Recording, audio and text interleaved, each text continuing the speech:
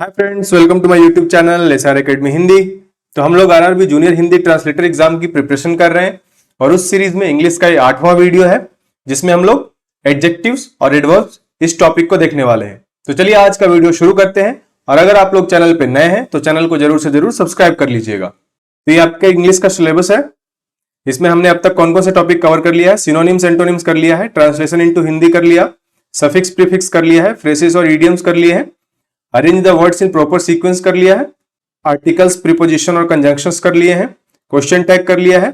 और आज का जो टॉपिक है एडजेक्टिव्स और एडवर्ब्स, टॉपिक नंबर 8। तो एडजेक्टिव्स और एडवर्ब्स, इससे आपके 2 प्रश्न आएंगे एग्जाम में। सबसे पहले देख लेते हैं एडजेक्टिव्स, जिसे आप हिंदी में विशेषण बोलते हैं। विशेषण क्या होता है? जो संज्ञा है, सर्वनाम की विशेषता बतलाता है। एन एडजेक्टिव डिस्क्राइब्स और क्वालिफाइज अ नाउन और pronoun. It tells us about quality, quantity, number, size, colour, shape. तो इन सब के बेसिस पे वो संज्ञा या सर्वनाम की विशेषता बताता है, उसी को हम एडजेक्टिव्स बोलते हैं। टाइप्स ऑफ एडजेक्टिव्स, पहला है adjective of quality, describes the kind और क्वालिटी। जैसे she is a beautiful girl, तो ब्यूटीफुल क्या हुआ? ये गर्ल की विशेषता बता रहा है कि गर्ल इज ब्यूटीफुल, तो एडजेक्टिव ऑफ क्वालिटी हो गया। एडजेक्टिव ऑफ क्वांटिटी मतलब मात्रा, tells how much. Example, he ate some rice, some क्या हो गया आपका? क्वांटिटी हो गया। Adjective of number, shows how many. Example, I have 2 pens, तो एग्जैक्टली नंबर बता रहा है। Demonstrative adjectives, points out. जैसे कि example, this book is mine, तो ये बता रहा है किसका है ये। दिस बुक, दिस क्या हो गया आपका? डेमोन्स्ट्रेटिव एडजेक्टिव हो गया। Possessive adjective, shows possession. Example, my brother is tall, तो माई यहां पे क्या हो गया? Possessive adjective. Interrogative adjective used in questions. Example, which book do you want, यहां पे विच क्या हो गया? Interrogative adjective. Distributive adjective refers to each one, जैसे कि ईच स्टूडेंट मस्ट ट्राई, तो ईच क्या हो गया यहां पे? Distributive adjective. Rules for adjective, adjective usually comes before the noun, तो नाउन या प्रोनाउन के पहले आता है। She bought A red dress, तो यहां पे एडजेक्टिव कौन सा हो गया? Red. Can also come after verb, कभी कभी ये वर्ब के बाद भी आ सकता है। जैसे द ड्रेस इज रेड, तो ये किसकी विशेषता बता रहा है? ड्रेस की, और एडजेक्टिव कौन सा हो गया? Red. Order of adjectives when many are used, जैसा कि पिछले वीडियो में हमने देखा था, जब हम लोग सेंटेंस को रीअरेंज कर रहे थे, कि अगर एक साथ बहुत सारे एडजेक्टिव एक सेंटेंस में आ रहे हैं तो उसका ऑर्डर क्या होगा? तो सबसे पहले ओपिनियन वाले एडजेक्टिव, उसके बाद साइज वाले, उसके बाद एज रिप्रेजेंट करने वाले, उसके बाद शेप, उसके बाद कलर, उसके बाद ऑरिजिन, उसके बाद मटेरियल, उसके बाद पर्पस, और उसके साथ साथ नाउन। तो नाउन से पहले इस ऑर्डर में एडजेक्टिव्स आप अरेंज कर सकते हैं। Example, a lovely small old round red Italian wooden dining table, तो लवली क्या हो गया? ओपिनियन मतलब कैसा है, साइज हो गया स्मॉल, एज क्या है? ओल्ड, शेप क्या है? राउंड, कलर क्या है? रेड, ऑरिजिन क्या है? इटालियन, मटेरियल क्या है? वुडन, और पर्पस इसका क्या है? डाइनिंग। अब कुछ एडजेक्टिव्स पे बेस्ड क्वेश्चन देख लेते हैं। इसी तरह फिल इन द ब्लैंक्स का आपका क्वेश्चन रहेगा एडजेक्टिव और एडवर्ब से। She wore a fill in the blanks dress at the party, तो इसमें क्या हो जाएगा? Red. He is fill in the blanks player in our team, तो इसका क्या हो जाएगा? Clever. Number 3, I have fill in the blanks friends in this city, तो क्या हो जाएगा? I have few friends in this city. Fill in the blanks books are kept on the table, तो इसका क्या हो जाएगा? These. These books are kept on the table, ये कौन सा एडजेक्टिव है? Demonstrative adjectives. She gave me fill in the blanks information about the exam, तो यहाँ पे क्या हो जाएगा? much. She gave me much information about the exam. Information is uncountable, so much is correct adjective. अब आते हैं adverbs, जिसे हिंदी में क्रिया विशेषण बोलते हैं। An adverb modifies a verb, adjective or another adverb, मतलब किसी क्रिया विशेषण या फिर स्वयं क्रिया विशेषण की विशेषता बताने वाले शब्दों को adverb बोला जाता है। It tells us about manner, place, time, frequency, degree और reason. Types of adverbs, adverb of manner, कैसे का बोध होता है इसमें। Example, she sings beautifully, तो ये verb का है, मतलब वह गा रही है, मतलब कैसा गा रही है। How, she sings beautifully मतलब सुंदर गा रही है, अच्छा गा रही है। Adverb of place, मतलब इससे क्या बोध होता है? Where का बोध होता है, मतलब कहां। He is standing outside, तो देखिए ये भी verb के साथ ही आ रहा है। खड़ा है मतलब कहां खड़ा है? आउटसाइड मतलब बाहर। एडवर्ब ऑफ टाइम, ये क्या है? व्हेन, मतलब कब। Example, I will call you tomorrow, तो यहां पे टुमारो हो गया adverb. Adverb of frequency, how often, मतलब फ्रीक्वेंसी क्या है इसका, ही ऑलवेज हेल्प्स मी, तो ऑलवेज यहाँ पे क्या हो गया, एडवर्ब हो गया। एडवर्ब ऑफ डिग्री, मतलब किस चीज का बोध होता है इससे, हाउ मच का, मतलब कितना। शी इज वेरी इंटेलिजेंट, मतलब वेरी यहाँ पे क्या हो गया, एडवर्ब हो गया। Interrogative adverb used in questions, example why are you late, तो यहाँ पे व्हाई क्या हो गया, interrogative adverb. For adverb usually placed after the verb, जैसे शी रन्स फास्ट, मतलब वर्ब के बाद यूज हो रहा है एडवर्ब, तो फास्ट यहाँ पे क्या हो गया, adverb. If verb has object, adverb comes after object, अगर वर्ब के साथ साथ ऑब्जेक्ट भी है तो एडवर्ब ऑब्जेक्ट के बाद आता है। ही रीड्स बुक्स केयरफुली, तो यहाँ पे देखिए ये वर्ब है आपका, उसके बाद ये ऑब्जेक्ट भी आ गया, तो एडवर्ब कहां पे यूज हुआ, carefully as a adverb, object के बाद यूज हो रहा है। Some adverbs comes before the main verb also, तो ये मेन वर्ब के पहले भी आ सकता है, जैसे आई ऑलवेज वेकअप अर्ली, तो ये वेकअप क्या है आपका, वेकअप आपका वर्ब है, उसके पहले देखिए ऑलवेज एडवर्ब है। अवॉइड यूजिंग टू नेगेटिव्स, जैसे आई डोंट नो नथिंग, तो यहाँ पे दो नेगेटिव हो गया, डोंट भी हो गया और नथिंग भी हो गया, तो ऐसा यूज नहीं करना है, आई डोंट नो एनीथिंग आप यूज कर सकते हैं। इस पे बेस्ड क्वेश्चंस हम लोग देख लेते हैं। She speaks English, fill in the blanks, तो क्या हो जाएगा, well. Verb speaks needs adverb, well modifies the verb. He arrive, fill in the blanks to catch the train, he arrive क्या हो जाएगा, early to catch the train. They work, fill in the blanks to finish the project, worked hard, they worked hard to finish the project. She sings, fill in the blanks then her sister, यहां पे क्या हो जाएगा, sweetly. We should walk, fill in the blanks on a slippery floor, क्या हो जाएगा इसका, carefully. अब कुछ प्रीवियस ईयर के क्वेश्चन देख लेते हैं। Select the option that is appropriate to fill in the blanks, all the children were, fill in the blanks by the magicians tricks, इसका क्या हो जाएगा, amazed, all the children were amazed by the magicians tricks. This is the, fill in the blank story I have ever heard, इसका क्या हो जाएगा, longest, this is the longest story I have ever heard. Brian Green is famous author who has been widely read, तो इसमें बताना है choose adjective and adverb from the statement, यहाँ पे कुछ वर्ड्स को अंडरलाइन किया गया है। देखिए ब्रायन ग्रीन, ये तो नाम ही है, तो ये तो एडजेक्टिव हो नहीं सकता है। फेमस ऑथर, फेमस ऑथर में फेमस आपका क्या हो जाएगा, एडजेक्टिव हो जाएगा, फेमस एडजेक्टिव हो गया। और यहाँ पे है वाइडली रेड, तो रेड तो आपका वर्ब हो गया, और वाइडली क्या हो जाएगा, वाइडली आपका हो जाएगा एडवर्ब, तो हमें एडजेक्टिव मिल गया, adjective is famous and adverb is widely. Choose the adjective from the option that completes the sentence, the principal give no, fill in the blanks explanation regarding the rustication, तो यहाँ पे क्या हो जाएगा, फर्दर, फर्दर एक्सप्लेनेशन।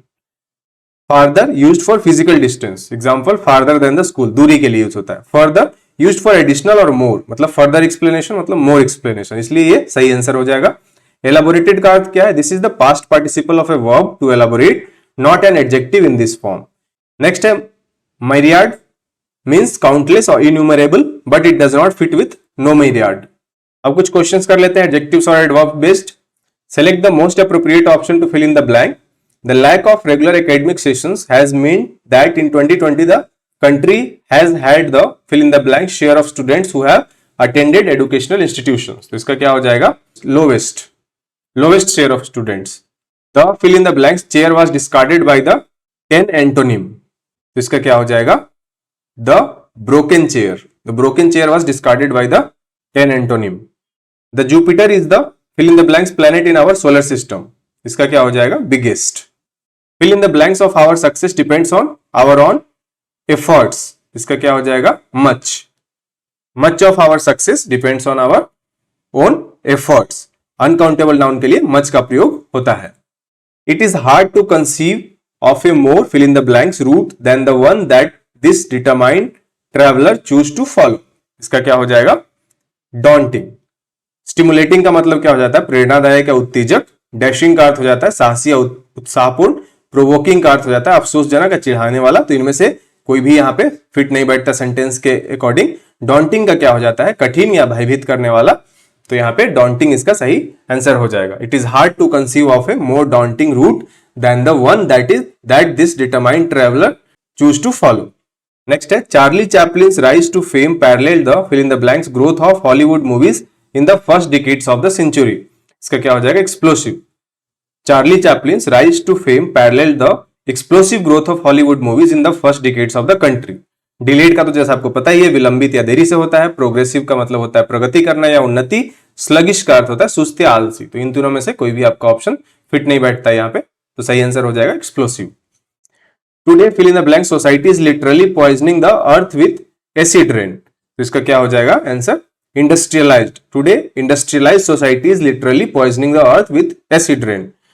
वहीं अगर आप देखेंगे कि डेवलपिंग का अर्थ क्या हो जाता है, डेवलपिंग का अर्थ हो जाता है विकासशील, ग्रोइंग का अर्थ हो जाता है प्रगतिशील, और कॉस्मोपॉलिटन का होता है समस्त संसार का, और इंडस्ट्रियलाइज्ड का अर्थ क्या हो जाता है औद्योगिक, इसलिए वो सही आंसर हो जाएगा। नेक्स्ट है, when you want to expand your vocabulary to the best thing to do is to relate a known word with an fill in the blanks one and guess the meaning from the context। तो इसका क्या हो जाएगा? unfamiliar। when you want to expand your vocabulary the best thing to do is to relate a known word with an unfamiliar one and guess the meaning from the context।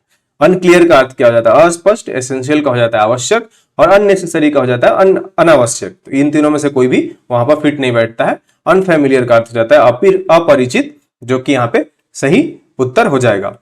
Next है, she got a lucrative job of a translator because she was fill in the blanks in French.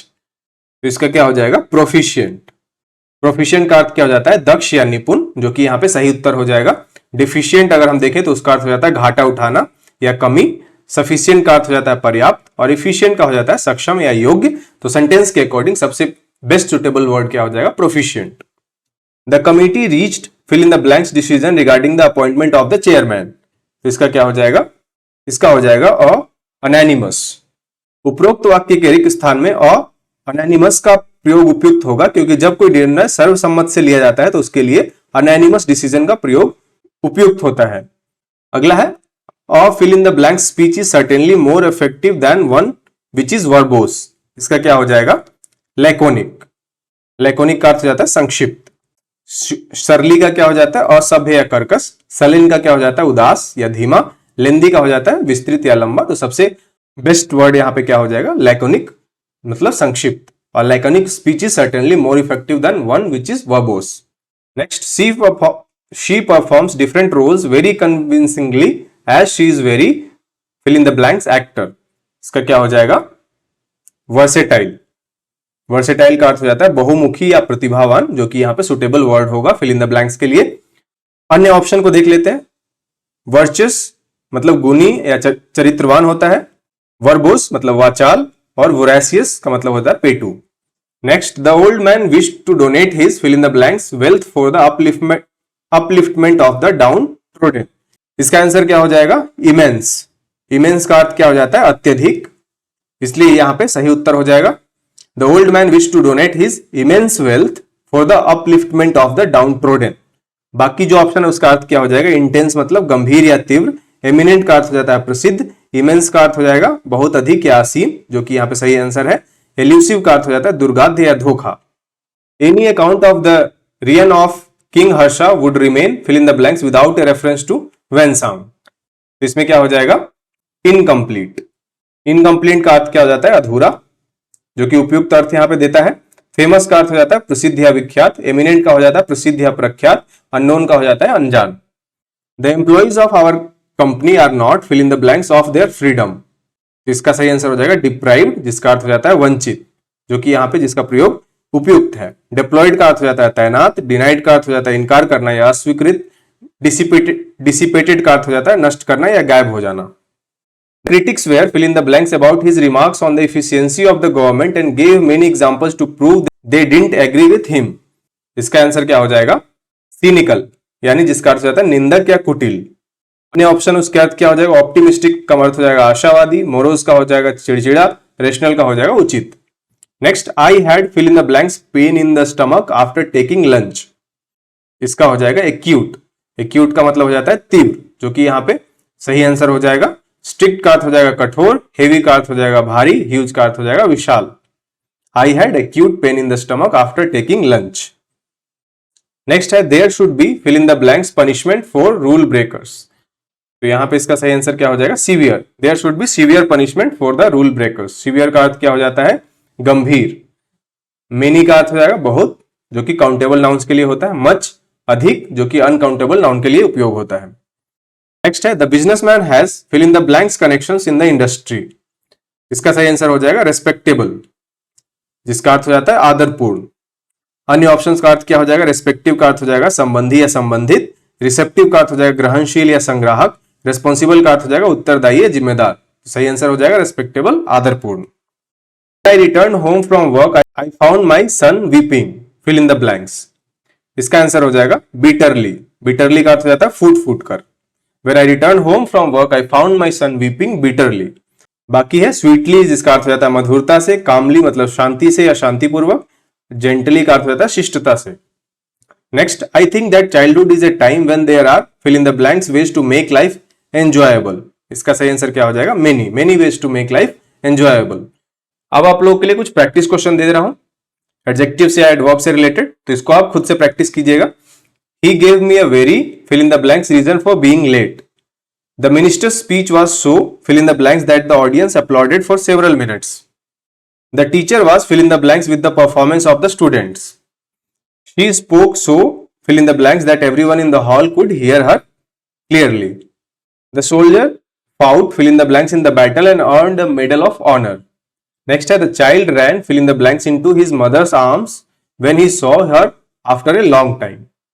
ये practice question आप खुद से solve कीजिएगा। तो आज के video में इतना ही। एडजेक्टिव्स और एडवर्ब से रिलेटेड कॉन्सेप्ट्स और उससे रिलेटेड प्रीवियस ईयर में आए हुए क्वेश्चंस, उससे रिलेटेड कुछ इंपॉर्टेंट क्वेश्चंस, कुछ प्रैक्टिस क्वेश्चंस अब हमने कर लिया है। तो इसी तरह के क्वेश्चंस आपके एग्जाम में आएंगे, तो इसको अच्छे से देख लीजिएगा, अच्छे से प्रैक्टिस कर लीजिएगा।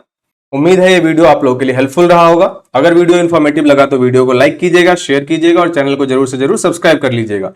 Thank you so much. जय हिंद।